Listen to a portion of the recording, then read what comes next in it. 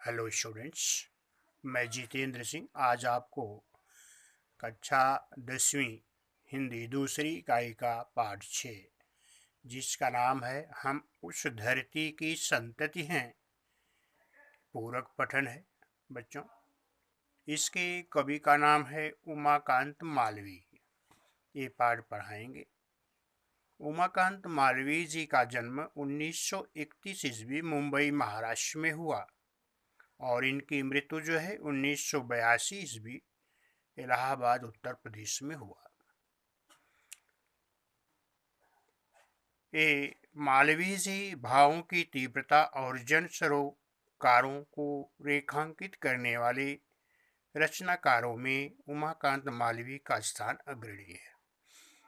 तो बच्चों ये जो है अपनी रचनाओं में भाव को बड़े तीव्र ढंग से और उन भावों को जन सरोकार में, जन के कार्यों में, लोगों के कार्यों में लगाने का प्रयास किया है।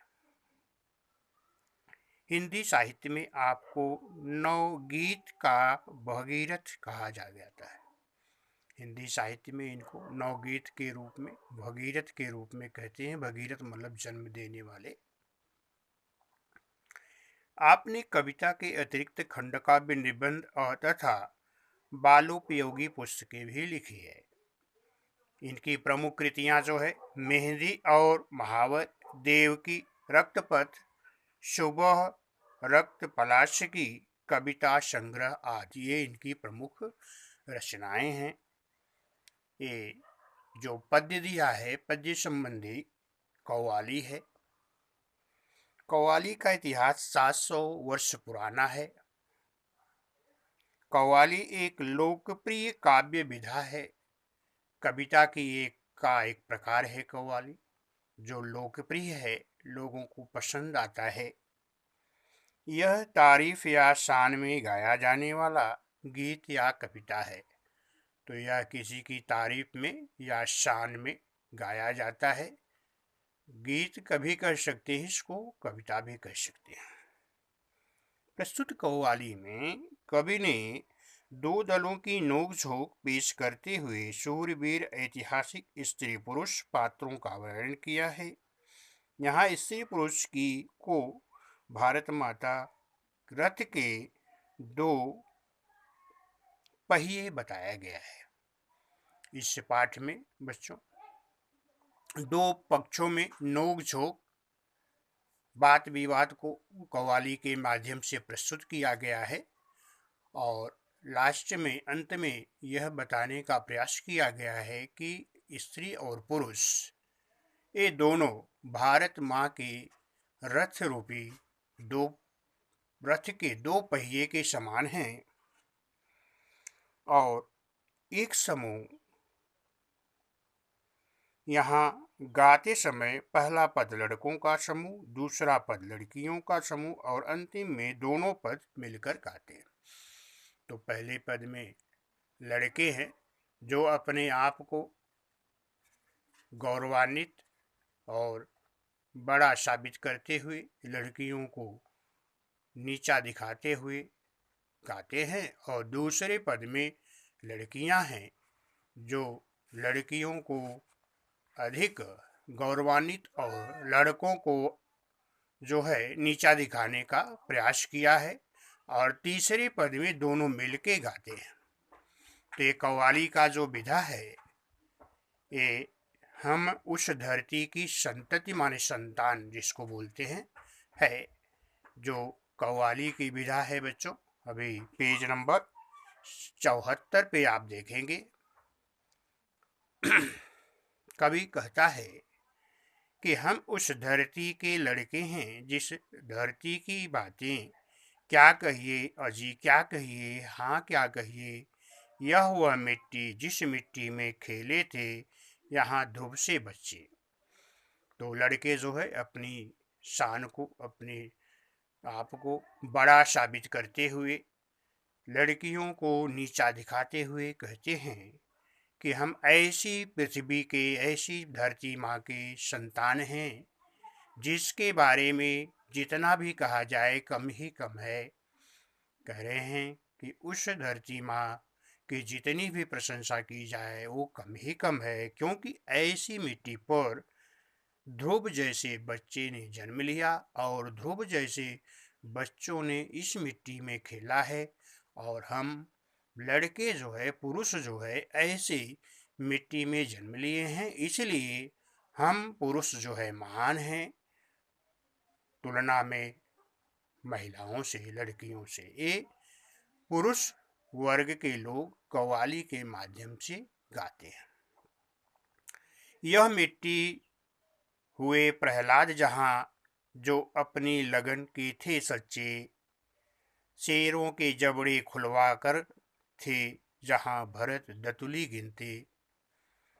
तो जबड़े का मतलब होता है मुंह, और दतुली माने दांत होता है।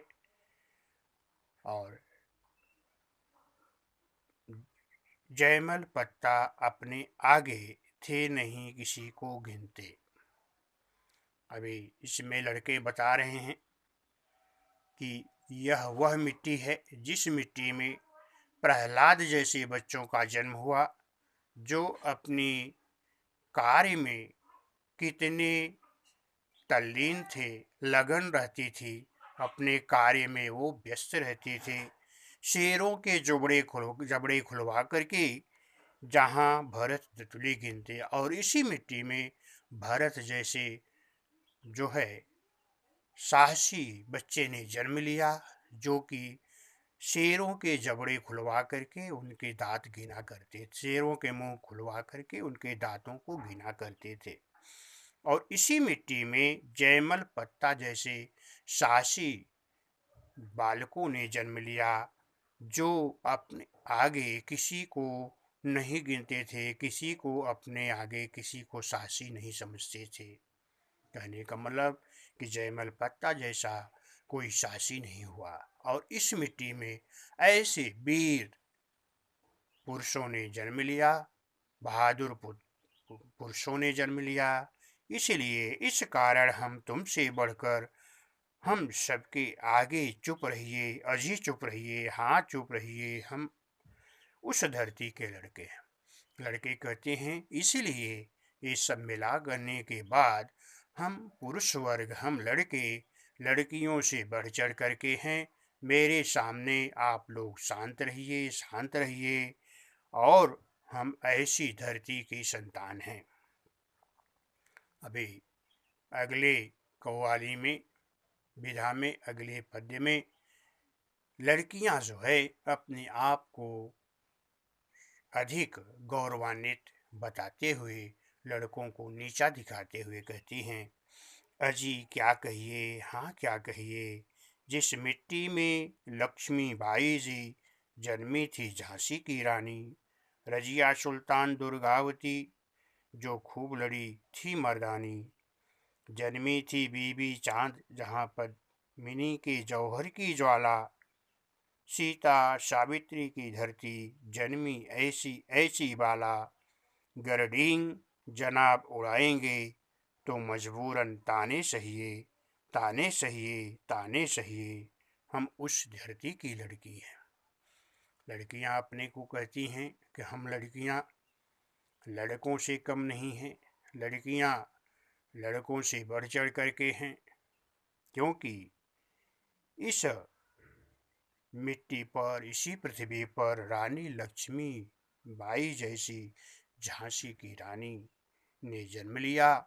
रजिया सुल्तान दुर्गावती ने इसी मिट्टी पर जन्म लिया, जो कि मर्दानी मतलब मर्दों की तरह, पुरुषों की तरह बहादुरी के साथ युद्ध किया।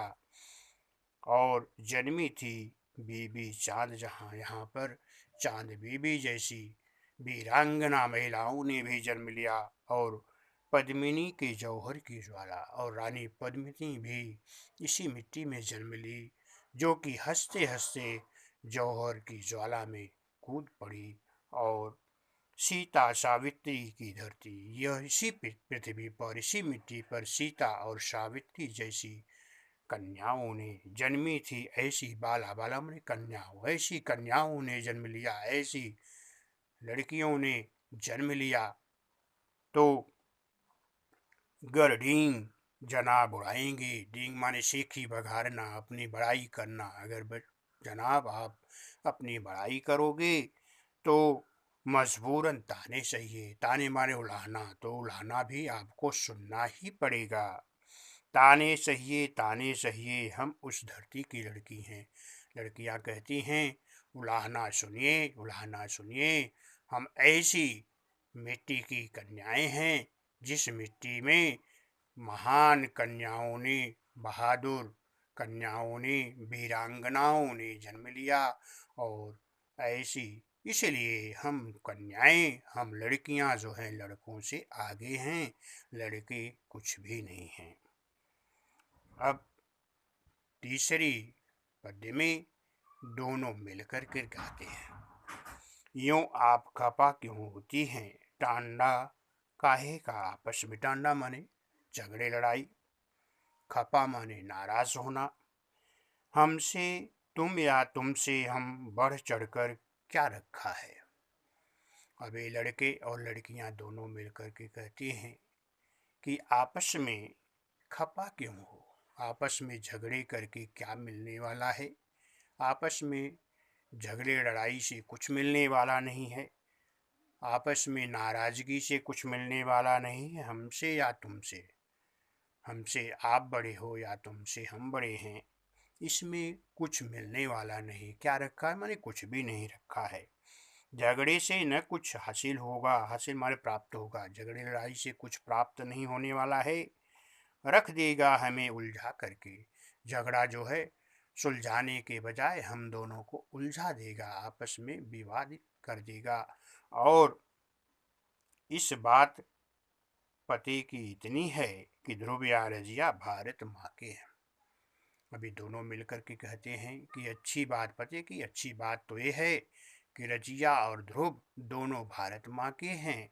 इसलिए भारत माँ के रथ के हैं हम दोनों दो पहिए। इसलिए भारत माता रूपी रथ के दो पहिए, एक हम दोनों लड़कियां और लड़के वो दो पहियों के समान हैं।